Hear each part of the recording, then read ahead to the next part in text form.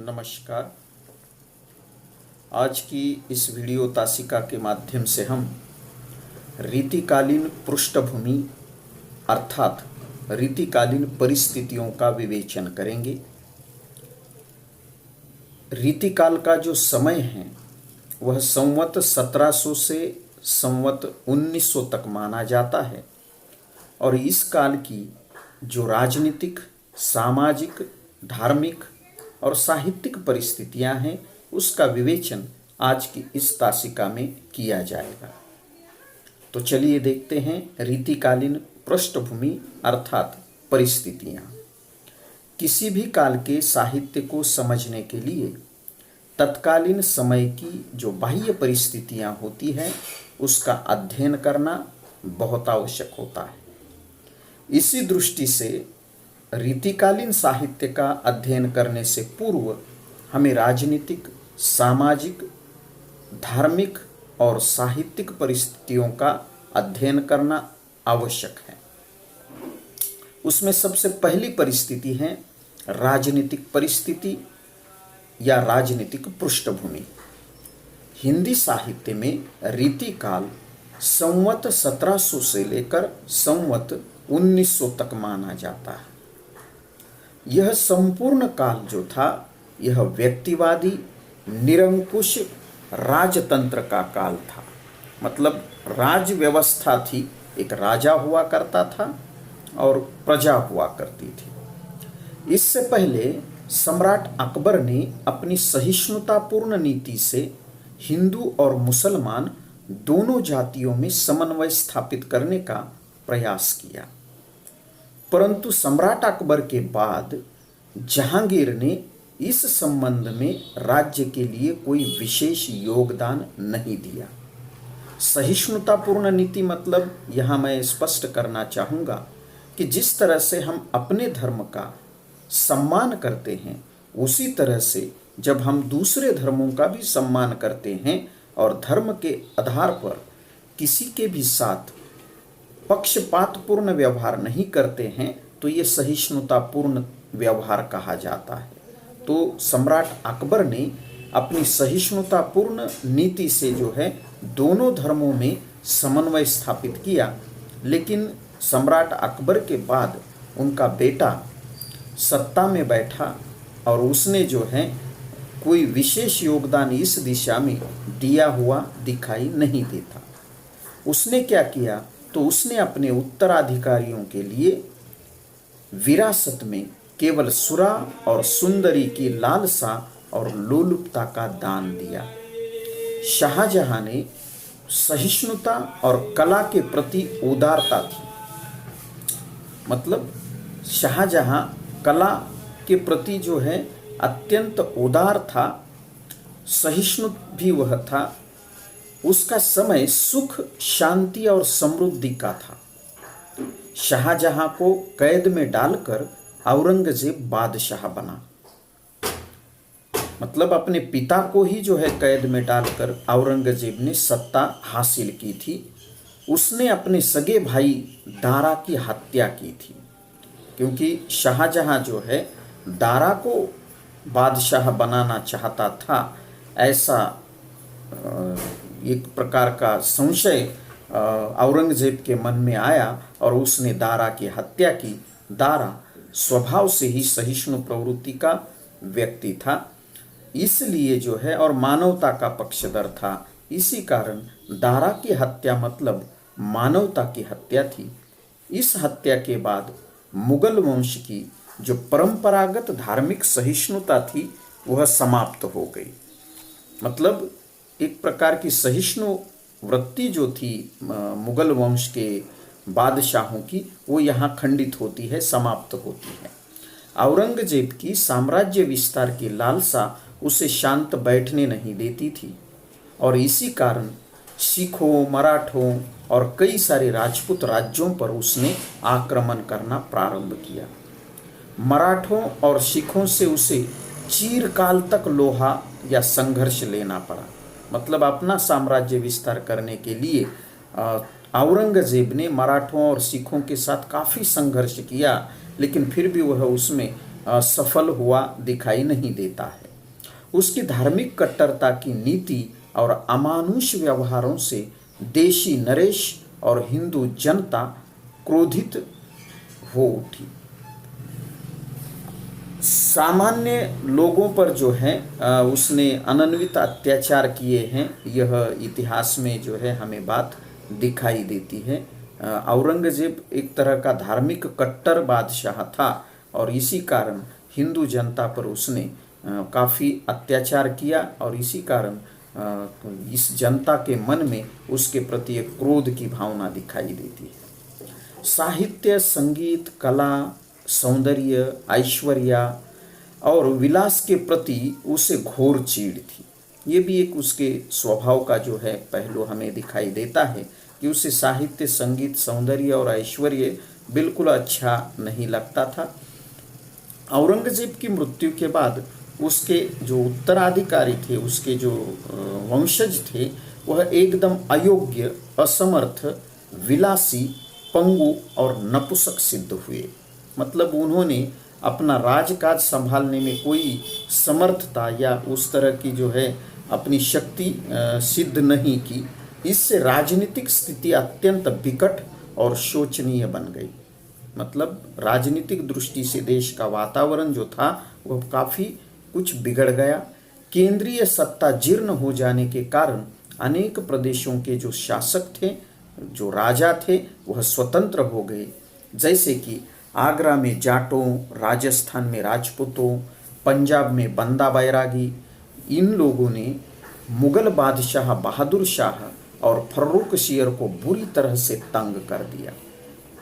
नाकाम या एक तरह से सत्ता संभालने में औरंगजेब के जो वंशज थे, उसके जो उत्तराधिकारी थे, वो नाकामयाब रहे और यही कारण है कि ये जो जाटों की, राजपूतों की और बंदा बैरागी जैसे जो प्रदेश के प्रमुख थे, राजा थे, उन्होंने बहादुर शाह को और फर्रुख सियर को काफ़ी परेशान किया। दक्षिण में मराठा शक्ति अपना सिर उठा चुकी थी। नादिर शाह और अहमद शाह अब्दाली के आक्रमणों से मुगल राज्य की रीढ़ की हड्डी टूट गई। मतलब इधर दक्षिण में भी मराठों ने जो है मुगलों के विरुद्ध उस तरह से आक्रमण करना शुरू कर दिया था और फिर इस पर बाहरी आक्रमण भी हो रहे थे, जिसमें नादिर शाह और अहमद शाह अब्दाली के आक्रमण की बात आप लोगों ने सुनी होगी, जिसके कारण मुगल साम्राज्य की लगभग रीढ़ की हड्डी टूट चुकी। मतलब साम्राज्य ही लगभग नष्ट होने की कगार पर आ गया। सारे देशी नरेश और मुगल बादशाह तक सुरा, सुंदरी और विलासिता में डूब चुके थे। मतलब जो जहांगीर ने जो परंपरा शुरू की थी कि सुरा मतलब शराब पीना, सुंदरी का अर्थ होता है किसी स्त्री का सानिध्य और विलासिता मतलब केवल ऐश्वर्य भोग लेना, इसमें ही मुगल बादशाह व्यस्त रहे और उसका परिणाम जो है उनका राज्य समाप्त होने में आया। उनका अपने राज्य तथा जनता की ओर ध्यान नहीं था और इसी कारण इस युग को जो है विलास प्रधान युग कहा जाता है। तो इस तरह की उस समय की जो है राजनीतिक परिस्थिति थी।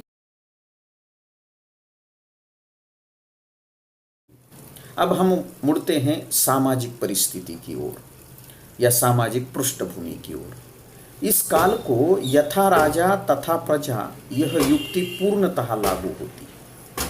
मतलब जिस तरह का राजा होता है उसी तरह की प्रजा होती है। इस युग को विलास प्रधान युग कहा जाता है। सामान्य जनता अपने राजा की विलासी प्रवृत्ति का अनुकरण कर रही थी। मतलब जिस तरह से राजा विलासिता में डूबा था, ऐश्वर्य संपन्नता का भोग ले रहा था, उसी तरह के से उसी का अनुकरण उस समय की जनता कर रही थी। मुगल बादशाह बाबर, हुमायूं और अकबर ने अपने आप को कुछ नियंत्रित रखा था। मतलब ये इन्होंने जो है अपने आप पर नियंत्रण रखा था कि ये इतने विलासी या ऐश्वर्य में डूबे हुए लोग नहीं थे। लेकिन शराब के नशे में मस्त रहने वाले जहांगीर ने मुगल शासकों को विलासिता विरासत में दे दी। और ये जो मुगल साम्राज्य में या मुगल शासकों में विलासिता का प्रारंभ करने वाला कोई है तो वह जहांगीर था।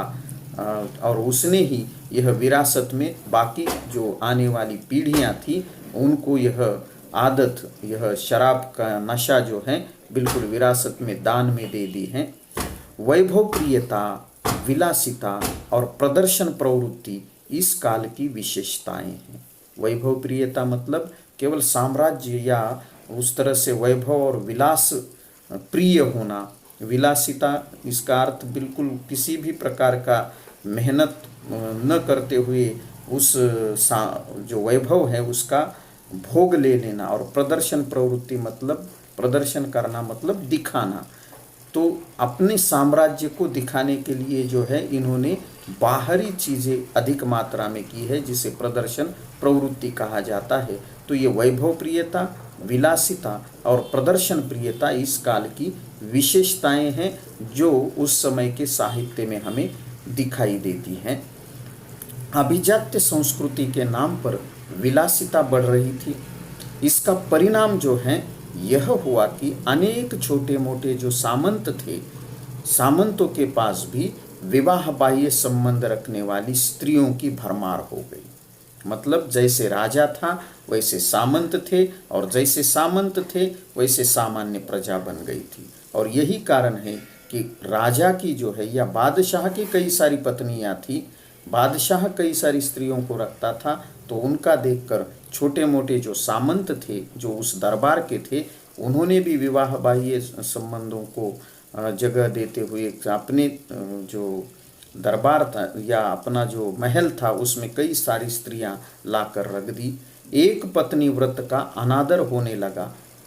मतलब एक पत्नी व्रत जो एक तरह का एक मर्यादा का पालन करने वाला व्रत होता है, उसका अनादर होने लगा या वह समाप्त हो गई। अकबर हो, जहांगीर हो, शाहजहां हो, ये सारे जो बादशाह थे इनकी कई सारी पत्नियां थी, अनेक पत्नियां थी। इस समय जो मानसिकता थी समाज की कि वह नारी को केवल एक मनोरंजन और विलासिता की वस्तु मानता था, विलासिता का साधन समझा जाने लगा। सामंती युग की दृष्टि का प्रसार जो है उसके शारीरिक लावण्य और कोमलता तक ही सीमित रहा। राजा को जीवन के किसी भी संघर्ष से कोई सरोकार नहीं था इस काल में। मतलब सामान्य जनता किस तरह से संघर्ष कर रही है, इन सारी बातों से राजा आंख मूंद कर जो है अपने लावण्य में, अपने विलासिता में, अपने वैभव में डूब चुका था। स्त्री का सौंदर्य भोग लेना यही इस काल की जो है एक प्रवृत्ति बन गई थी। सामान्य जनता किस तरह की थी इस काल में, वह भी हम थोड़ा सा देखते हैं। तो जनसामान्य में जो है अंधविश्वास की जो अंधविश्वास फैला हुआ था, रूढ़ियाँ फैली हुई थी। ज्योतिष शास्त्र जो था उसका भी बड़ा बोलबाला था, और ज्योतिषियों की वाणी जो थी उसे शकुन शास्त्र पर सामान्य जनता का अगाध विश्वास था कि किसी ज्योतिषी ने कह दिया कि ऐसा किया तो ऐसा होगा, तो इस पर सामान्य जनता जो है बहुत विश्वास रखती थी। इसी के साथ साथ शकुन और अपशकुन, ये जो एक मानसिकता है, इस पर भी जनता का बहुत विश्वास था। जनता में विलासिता बढ़ जाने के कारण भक्ति की भावना जो थी, जो इससे पूर्व हमें देखने के लिए मिली थी, वह भक्ति की भावना बहुत कम हो गई। बहुतांश जो जनता थी वह अशिक्षित थी, और अशिक्षित होने के साथ साथ उनमें बाल विवाह और बहुविवाह की जो कुप्रथाएं थी, वह कुप्रथाएं भी इसी काल में बढ़ी थी। सभी तरफ जो है दासियों की मांग प्रबल बन गई थी। मतलब दासियां रखना सामंतों द्वारा या किसी अमीर व्यक्ति के घर पर दासियों का होना जो है लगभग आम बात हो गई थी, और उनकी मांग जो है बढ़ती जा रही थी। जनता में नागरिकता का पूर्ण अभाव था कि हम किस देश के नागरिक हैं, हमारे कर्तव्य क्या हैं, ये कोई भावना उनमें नहीं थी। स्वार्थी प्रवृत्ति इस हद तक बढ़ गई थी कि हर कोई अपनी विलासिता का साधन जुटाने में लगा हुआ था। मतलब हर व्यक्ति केवल भोग के पीछे भाग रहा था और उसके लिए विलासिता के साधन जुटाने में वह लगा था। श्रमिक वर्ग अत्याचार से पीड़ित था। जनता को महामारियों का प्रकोप भी सहन करना पड़ता था। व्यापार और कला कौशल की ओर शासकों का, मतलब बादशाहों का, राजाओं का कोई ध्यान नहीं था कि देश का व्यापार कैसे है, देश की कला या कौशल किस तरह का है, ये कोई बात जो है किसी का भी ध्यान इस ओर नहीं था। और यही कारण है कि यह युग जो है सभ्यता, संस्कृति और आर्थिक दृष्टि से अगर हम देखें तो ह्रास का या पतन का युग कहा जाता है। तो इस तरह का तत्कालीन समाज था।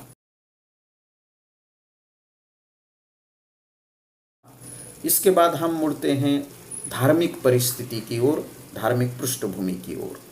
रीतिकालीन युग जो है सभ्यता और संस्कृति की दृष्टि से पतन का युग था, लेकिन नैतिकता का ह्रास भी इस काल में जो है काफ़ी हो रहा था। ऐसी विकट परिस्थिति में धर्म की जो उदात्त भावना भी लगभग नष्ट हो गई थी। नैतिकता का ह्रास, इसका मतलब सभी तरह से जो है मनुष्य के पतन का प्रारंभ होता है। और यही कारण है कि इस विकट परिस्थिति में धर्म के प्रति एक जो उदात्त भावना होती है, उदारता की भावना होती है, वह समाप्त हो जाती है। और ऐसा ही इस काल में हुआ। समाज के अंधविश्वास थे, रूढ़ियाँ और बाह्य आडंबरों ने धर्म में भी प्रवेश किया था। मतलब समाज में जो अंधविश्वास थी, रूढ़ियाँ थी, बाह्य आडंबर था, वही धर्म बन गया था। पंडित थे, हिंदू धर्म के पंडित हो या मुस्लिम धर्म के मुल्ला मौलवी हो, ये दोनों भी धर्म के ठेकेदार बने हुए थे। मतलब धर्म की व्याख्या करने का इनका जो है काम बन गया था। और इसका परिणाम यह हुआ कि इन लोगों के द्वारा कहे गए वाक्य सामान्य जनता के लिए, हिंदू जनता अगर है तो उनके लिए वह वेद वाक्य बन गया कि जो धर्मगुरु या पुरोहित जो कह रहा है धर्म के बारे में तो वो वेद वाक्य है, ऐसा सामान्य जनता सोचने लगी। और अगर वह मुल्ला मौलवी हैं तो वो कुरान का वाक्य है, इस तरह की मुस्लिम जनता सोचने लगी। ऐसा तत्कालीन वातावरण था। सूरदास की जो राधा और कृष्ण की सात्विक भक्ति थी, जो हमें भक्ति काल में दिखाई देती थी, वह सात्विक भक्ति रीति काल में ऐन्द्रिक भक्ति बन गई। ऐन्द्रिक मतलब इंद्रिय पर आधारित, मतलब शारीरिक भक्ति वह बन गई। पहले जो है वह सात्विक भक्ति थी, वह ईश्वर के प्रति भक्ति थी। यहाँ पर जो है जो शारीरिक भक्ति वह बन गई। पवित्र भावनाओं के स्थान पर लोलुप और कामुक भावनाएं आ गई। मतलब यहाँ पवित्रता का ह्रास हुआ और वहाँ एक कामुकता और लोलुपता की, स्त्री को प्राप्त करना है, स्त्री का भोग लेना है, इस तरह की भावना तत्कालीन भक्ति साहित्य में या राधा और कृष्ण पर जो लिखा हुआ साहित्य है उसमें दिखाई देने लगी। रीतिकाल के कवि राधा और कृष्ण की आड़ में कामुकता की खुलकर अभिव्यक्ति करने लगे। मंदिरों और मठों के पुजारियों की भी यही दशा थी, यही अवस्था थी। राम अब तक जो एक मर्यादा पुरुषोत्तम और लोक रक्षक और शक्ति के प्रतीक थे, इन लोगों ने उनका भी चरित्र बदल दिया और वह छैल छबीले नायक बन गए। मतलब इनकी भावना जो है उन राम के चरित्र में इन्होंने स्थापित कर दी। इस तरह का साहित्य, इस तरह के धर्म के संदर्भ में इनकी मानसिकता जो है बन गई। आदर्श की मूर्ति जो सती सीता थी, वह भी विलास प्रिय सामान्य स्त्री बन गई। इन्होंने जो है जो धर्म के लिए जो आदर थे, सम्मान था, वह राधा कृष्ण राम सीता इन सभी चरित्रों को अपनी तरह से विलास प्रिय बनाने का प्रयास किया।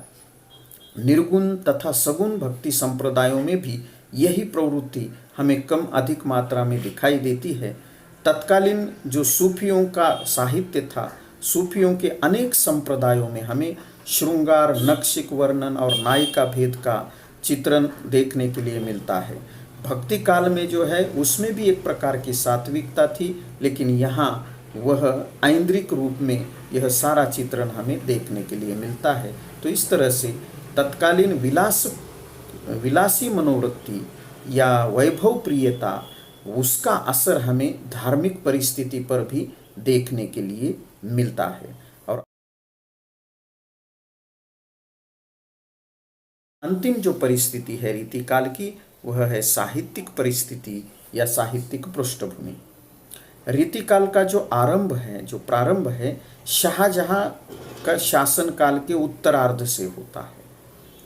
मतलब औरंगजेब के शासनकाल के लगभग प्रारंभ और रीतिकाल का प्रारंभ एक ही समय की बात है। तो उस युग में जो है प्रदर्शन और अलंकरण की प्रवृत्ति सबसे अधिक थी। प्रदर्शन प्रियता के कारण साहित्य में रसिकता की प्रवृत्ति बढ़ गई थी। मतलब हर कवि अगर उसे अलंकार प्रयुक्त करना आता है तो वह अलंकार कविता के लिए कितने जरूरी है इसके लिए नहीं वह प्रयुक्त करता था, बल्कि मुझे इतने अलंकारों का ज्ञान है यह दिखाने के लिए वह अलंकारों का प्रदर्शन करता था। और जो सुनने वाले हैं उनसे एक तरह से जो है उनसे कुछ प्रतिसाद के रूप में जो है वाहवाही हासिल करना चाहता था। इस तरह की प्रवृत्ति उस काल में बढ़ गई थी। देशव्यापी समृद्धि और शांति शाहजहां की रंगीन मिजाजी साहित्य और कला की ओर उसकी रुचि साहित्य के विकास के लिए वरदान बनी। मतलब कुल मिलाकर क्या कहें तो शाहजहां की साहित्य के प्रति जो रुचि थी, शाहजहां की कला संगीत के क्षेत्र के प्रति जो रुचि थी, उसका परिणाम यह हुआ कि इसके काल में साहित्य का विकास अधिक हुआ है। प्रतिभावान कलाकारों के लिए शाहजहां का जो दरबार था वह खुला था। कोई भी कलाकार अपनी कला प्रदर्शित करने के लिए उसके दरबार में उपस्थित हो सकता था। इतनी उस समय की कला के प्रति एक अनुकूल वातावरण जो है बना था। उस युग में कलाकारों में भी प्रतियोगिता और प्रतिस्पर्धा की भावनाएं चलती थी। दरबार में स्थान हासिल करने के लिए ये प्रतिस्पर्धा और प्रतियोगिता की भावनाएं थी। सामंतों की भी यही दशा थी। वे अपनी प्रशंसा के लिए हमेशा उत्तम कलाकार की खोज में रहते थे। मतलब जैसा राजा था कि वह अपनी प्रशंसा सुनने के लिए बेताब था, उसी तरह से उसके सामंत भी थे और वो भी एक अच्छे से अच्छा कलाकार ढूंढकर अपनी प्रशंसा उसके मुख से जो है सुनना चाहते थे। मुगल दरबार की जो भाषा थी वह मुगल दरबार की भाषा फारसी थी। मतलब राजभाषा जिसे कहते हैं। जैसे आज हमारे देश की राजभाषा हिंदी है, अंग्रेज जब इस देश में थे तो हमारे देश की राजभाषा अंग्रेजी थी, और जब मुगल सत्ता में थे तो मुगल दरबार की भाषा थी फारसी भाषा। तो उस समय फारसी में भी दो शैलियाँ प्रचलित थी। साहित्य लेखन की जो शैलियाँ थी वह एक थी भारतीय ईरानी शैली और दूसरी थी शुद्ध ईरानी शैली। मतलब शुद्ध ईरानी शैली मतलब जो ईरान से आई हैं, और भारतीय ईरानी शैली मतलब जो ईरान की ईरानी शैली और भारत की शैली दोनों मिलकर जो बनी है वो भारतीय ईरानी शैली। उस समय फारसी शैली में लैला मजनू आदि की रोमानी कहानियाँ प्रसिद्ध थी, जिसका प्रभाव हमें रीतिकाल पर पड़ा हुआ दिखाई देता है। शाहजहां जो थे, जैसे पहले मैंने कहा कि अत्यंत आत्म प्रशंसक बादशाह था, और यही कारण है कि उसके दरबार में कसीदे मतलब प्रशस्ति गान जो है होता था। बड़ी शान और शौकत के साथ कसीदे पढ़े जाते थे। कसीदे पढ़ना मतलब उस बादशाह की प्रशंसा करना। फारसी भाषा दरबारी होने के कारण हिंदी कवियों को उनसे होड़ लेनी पड़ी। मतलब एक तरफ राज दरबार की भाषा फारसी और दूसरी तरफ हिंदी में लिखने वाले कवि, तो दरबार में अगर स्थान हासिल करना है तो फारसी का मुकाबला करना पड़ा। यह हिंदी कवियों की जो है उस समय की अवस्था थी।